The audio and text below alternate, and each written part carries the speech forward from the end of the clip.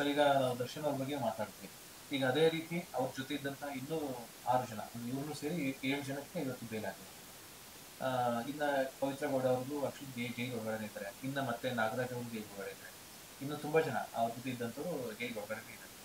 ಈಗ ಅವ್ರದ್ದೆಲ್ಲ ಪ್ರೊಸೀಜರ್ ಯಾವ ತರ ಇರುತ್ತೆ ಹೊರಗಡೆ ಅವ್ರಿಗೆ ಬೇಲ್ ಸಿಕ್ಕಾಗಿದ್ದೀರಾ? ಸೊ ಅವ್ರ ಪ್ರೊಸೀಜರ್ ಯಾವ ತರ ಇರುತ್ತೆ, ಯಾವ ತರ ಹೊರಗಡೆ ಬರ್ತಾರೆ? ಇವತ್ತು ಬೇಲು ಸಿಕ್ಕಾಗಿದೆ, ಆರ್ಡರ್ ಪಾಸ್ ಆಗಿದೆ, ಮಾನ್ಯ ಹೈಕೋರ್ಟ್ ಆರ್ಡರ್ ಮಾಡಿದೆ. ಸೊ ಈಗ ಆರ್ಡರ್ ಶೀಟ್ ನೋಡಬೇಕಾಗುತ್ತೆ, ಏನು ಕಂಡೀಷನ್ಸ್ ಹಾಕಿದ್ದಾರೆ ಅಂತ ಹೇಳಿ ನಾನು ಮೊದಲೇ ನಿಮ್ಗೆ ತಿಳಿಸಿದ್ದೀನಿ. ಅದರಲ್ಲಿ ಎರಡೆರಡು ಶೂರಿಟಿ ಹಾಕಿರ್ತಾರೆ, ಎರಡೇ ಶೂರಿಟಿ ಹಾಕೋದು.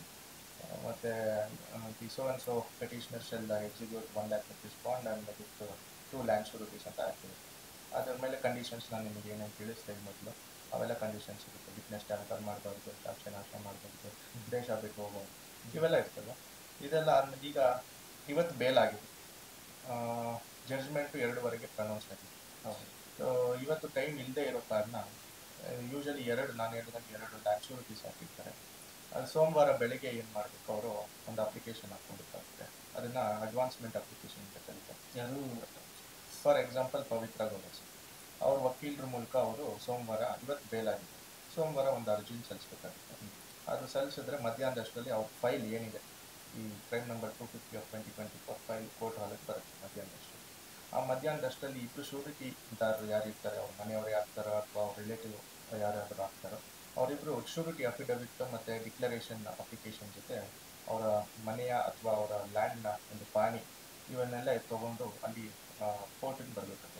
ಬಂದು ಅಲ್ಲಿ ಹೇಳಿಕೆ ಕೊಡಬೇಕಾಗುತ್ತೆ ಕೋರ್ಟ್ ಮುಂದೆ, ನಾನು ಪವಿತ್ರ ಗೌಡ ಅನ್ನೋಕ್ಕೆ ಶೂರಿಟಿದಾರರಾಗಿ ನಾನು ನಿಂತ್ಕೊತಾ ಇದ್ದೀನಿ.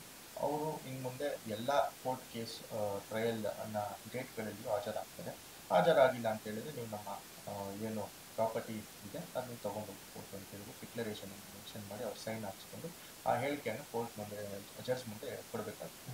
ಆವಾಗ ಶೂರಿಟಿ ಅಕ್ಸೆಪ್ಟ್ ಆದರೆ ಅವತ್ತಿನ ದಿನ ಈವ್ನಿಂಗ್ ಯೂಶಲಿ ಅದೇ ದಿನ ಸೋಮವಾರ ಸಂಜೆ ಯೂಶಲಿ ಸೋಮವಾರ ಸಂಜೆ ರಿಲೀಸ್ ಆಗ್ತದೆ. ಈಗೇನಾಗಿದೆ, ಅಲ್ಲಿ ಸ್ವಲ್ಪ ಗಲಾಟೆ ಅದು ಇದು ಆಗಿರೋದ್ರಿಂದ ಒಂದು ಯಾವುದೋ ಒಂದು ಇನ್ಸಿಡೆಂಟ್ ನಡೀತು, ಒಂದು 8-9 months ಬ್ಯಾಕ್ ಯಾವುದೋ ಒಂದು ಮರ್ಡರ್ ನಡೀತು ರೌಡಿ ಶೀಟರ್ದು. ಆಗ ನೈಟ್ ಟೈಮ್ ಬಿಟ್ಟರೆ ಇವರು ಆಚೆ ಬಂದು ಹೊಡೆದಾಡ್ಕೊಂಡು ಸಾಯ್ತಾರೆ ಅಂತ ಹೇಳ್ಬಿಟ್ಟು ನೈಟ್ ಟೈಮ್ ಬಿಡ್ತಾ ಇಲ್ಲ. ಅದು ನೆಕ್ಸ್ಟ್ ಟೈಮ್ ಮಾರ್ನಿಂಗ್ ಶಿಫ್ಟ್ ಆಗಿದೆ. ಯೂಶಲಿ ನಾನು ಮೊನ್ನೆನೂ ಬೇಲ್ ಮಾಡಿಸಿದೆ, ಅವ್ರನ್ನ ನೈಟ್ ಟೈಮ್ ಬಿಟ್ಟಿಲ್ಲ, ಬೆಳಗ್ಗೆನೇ ಬಿಡ್ತಾ ಇರೋದು. ಇದು ಹೈ ಪ್ರೊಫೈಲ್ ಕೇಸ್ ಆಗಿರೋದ್ರಿಂದ ಏನು ಮಾಡ್ತಾರೋ ಗೊತ್ತಿಲ್ಲ, ಸೋಮವಾರ ಸಂಜೆನೆ ಬರುವಂಥ ಚಾನ್ಸಸ್ ಇದೆ ಅಥವಾ ಟ್ಯೂಸ್ಡೇ ಬೆಳಿಗ್ಗೆ ಬರುವಂಥ ಚಾನ್ಸಸ್ ಇದೆ.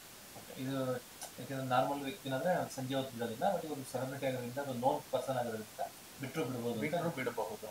ಈಗ ನಾವೆಲ್ಲ ಬೇರೆ ಯಾರನ್ನೇ ರಿಲೀಸ್ ಮಾಡಿಸಿದ್ರೆ ರೌಡಿ ಶೀಟರ್ಸ್ ನಾವು ಬಿಡಲ್ಲ, ಸಾಯಂಕಾಲ ಹೊತ್ತು ಬಿಡಲ್ಲ, ಬೆಳಿಗ್ಗೆ ಹೊತ್ತು ಅದ್ರ ಮರುದಿನ ಬೆಳಿಗ್ಗೆ 11 ಗಂಟೆಗೆ ಆಚೆ.